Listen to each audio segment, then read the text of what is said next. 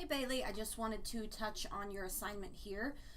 It is a very powerful speech, and I think what makes it so powerful is not only the topic selection, but the way that he delivered it. You put it was very fitting for his audience, and I agree. College age and high school would have been very fitting. I think this is a good example of him knowing his audience. If he would have walked into a classroom of first graders or kindergartners, even second or third graders, they wouldn't have been able to comprehend this. And so, that's just a very good example of him knowing his audience. I like you said he kept each key point brief and he used words best suited for his audience. That's the first time I've seen that. You're correct. I do like that he had organization with this, which you'll have organizations with your speech. And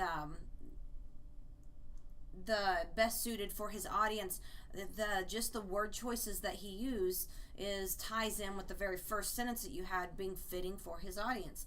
You picked up on all of the aspects of his delivery, the vocal delivery and the physical delivery, which is what makes up a speech.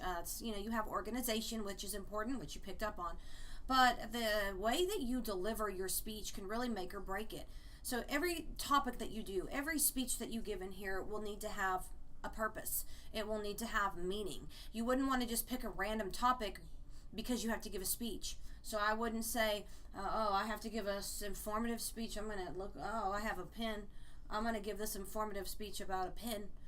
It doesn't have any meaning to me. Let's say that this pen was given to me by Harry Potter himself during a Sharknado. Then this one would probably be very beneficial, or not beneficial, but be very important to me. And then I could deliver this because I would be so passionate about this pen that I would be able to deliver it in a passionate way. That now you really care about my pen and you love my pen, but that's not the case. So I wouldn't give my speech over my pen. I would want to pick something that is very meaningful to me. And so I can make you care about my topic even though you may not. You may not even know about my topic, but I'm going to deliver it in such a way to where you are so connected. It's almost like forcing you to connect, almost like this one. There were probably a lot of people sitting in the audience who had no experience with addiction of any kind, along with people who had experience. But because of the powerful way that he delivered it, he was able to connect with both groups, people who had experience with it and people who didn't. And so what I want you to do is think about the things that you put down, the visual contact, the vocal performance, all of these, the delivery aspects, and say, I want to do one of those. I'm going to put one of those things into my speech. Maybe it's the hand gestures. Maybe it's the eye contact. Maybe it's just simply the body language and moving around the room. Maybe you want to try to change up your tone, your pitch, your volume, as he did in this one. And then implement that into your next speech.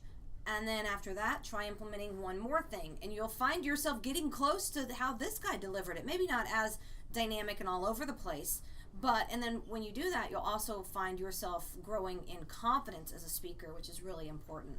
So I think you're doing great. Keep up the good work, and I look forward to seeing your next speech.